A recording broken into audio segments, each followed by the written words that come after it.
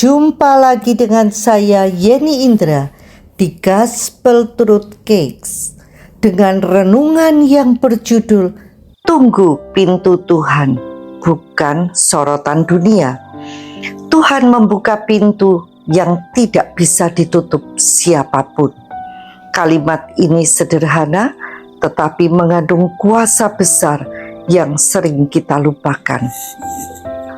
Apalagi di tengah dunia sekarang yang penuh hiruk-pikuk pencitraan diri, branding, dan kompetisi tak berkesudahan. Seolah kalau kita tidak gencar promosi, tidak aktif mengejar kesempatan, maka hidup akan tertinggal. Padahal kebenarannya tetap sama. Jika Tuhan yang membuka pintu, tidak ada yang bisa menutup. Dan jika Dia yang menempatkan kita, tidak satu pun yang bisa menyingkirkan kita dari sana. Namun kita sering lupa, kita lebih percaya algoritma media sosial ketimbang janji Tuhan. Kita merasa harus terus menunjukkan kehebatan kita agar bisa dipanggil naik. Tapi sesungguhnya panggilan Tuhan tidak bisa dipromosikan oleh manusia. Itu murni anugerah. Justru setiap kali kita berkata ya kepada Tuhan, bahkan saat kita sendiri belum tahu hasil akhirnya, disitulah kita merasa makin dekat dengannya, dekat dengan hatinya. Ketika hati kita menyatu dengan hati Tuhan, itulah posisi paling aman untuk bermimpi. Mungkin kamu pernah takut bermimpi besar, takut ditolak, takut gagal, takut mimpinya tidak menjadi nyata. Padahal akar dari semua itu sebenarnya hanya satu, takut dikecewakan. Tetapi mari kita pikirkan baik-baik, apa benar Tuhan akan mengecewakan kita? Mimpi yang dari Tuhan itu bukan seperti ide gila dari pikiran kita. Itu benih surgawi yang Dia taruh diam-diam di hati kita. Mungkin terlihat terlalu besar, terlalu sulit, bahkan mustahil. Tapi justru itulah tandanya bahwa itu bukan dari diri kita, itu dari Tuhan, dan Dia sanggup menuntun sampai tuntas. Masalahnya kita ini sering menilai mimpi seperti resolusi tahun baru. Kalau belum kejadian dalam setahun, kita anggap gagal, kita buang, kita cari yang lain. Kita ingin semua serba cepat. Tapi Tuhan tidak bekerja seperti ponsel zaman sekarang. Dia lebih mirip kamera film analog. Zaman dulu, habis foto-foto, kita harus sabar. Filmnya dikirim ke studio, masuk ke ruang gelap, prosesnya rumit, 9 tahap kimia yang tidak boleh diganggu.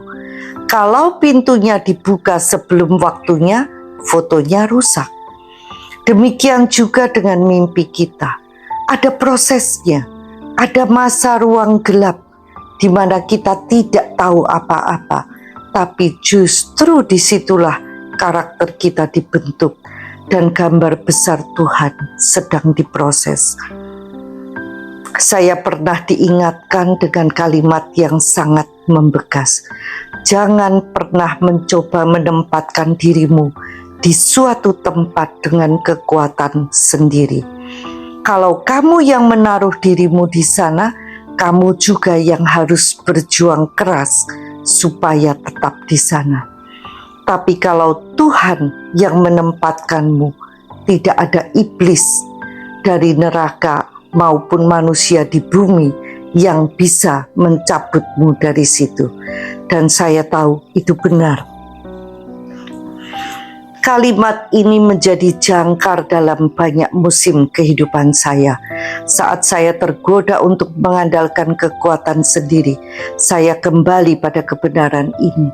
Lebih baik menunggu waktu Tuhan daripada memaksa pintu terbuka lebih cepat dari seharusnya.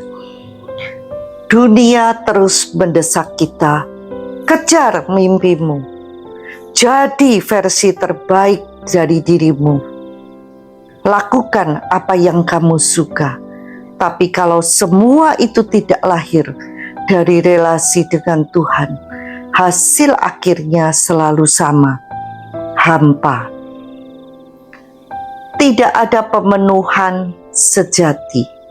Tapi kalau mimpi itu lahir dari perjumpaan dengan Tuhan, kita akan terus maju meski dunia bilang tidak mungkin. Jadi hari ini saya ingin mengajak kita semua, jangan sabotase mimpimu sendiri hanya karena kamu takut atau merasa tidak cukup. Ambil langkah iman itu, bilang ya pada Tuhan, dan biarkan Dia menuntun kita ke tempat yang tidak bisa dibuka oleh kekuatan manusia. God is not looking for perfection, but obedience. Quote dari Christine Caine.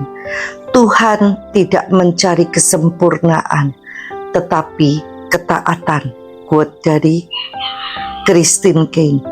Promotion doesn't come from people. It comes from trusting God in the hidden place.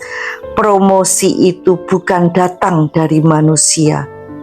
Itu hasil dari percaya Tuhan di tempat tersembunyi. Sampai jumpa di episode berikutnya bersama Yeni Indra di Gospel Truth Cakes. Tuhan Yesus memberkati.